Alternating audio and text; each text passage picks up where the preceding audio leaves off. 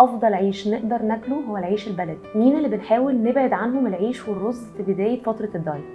الناس اللي عندهم مقاومه انسولين. طيب هو العيش وحش؟ ده سؤال عام جدا. العيش مش وحش، وافضل عيش نقدر ناكله هو العيش البلدي لانه مليان رده.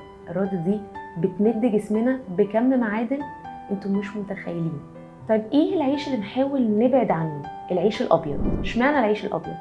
العيش الابيض او الدقيق الابيض بشكل عام بيقدر يدخلك في دايره من الجوع انت في غنى عنها. طب انا مش بقدر انزل ولادي غير بعيش فينو.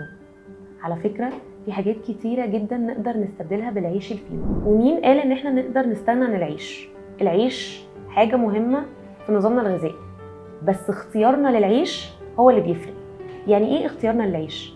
العيش البلدي هو افضل اختيار لينا واحنا بنعمل دايت او احنا بنثبت علشان صحتنا، بعد كده علشان نقدر نخس.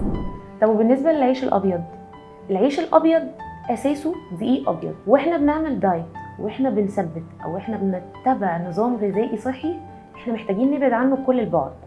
الدقيق الابيض بيدخلك في دايره مغلقه من الجوع انت في غنى عنها. طيب ادي لاولادي ايه في المدرسه؟ نقدر نديهم عيش بلدي. العيش البلدي والرده اللي فيه بتمد جسمي بكم الياف ومعادن غير طبيعيه. وليه نبعد عن العيش الابيض؟ العيش الابيض يكاد يكون منعدم العناصر الغذائيه.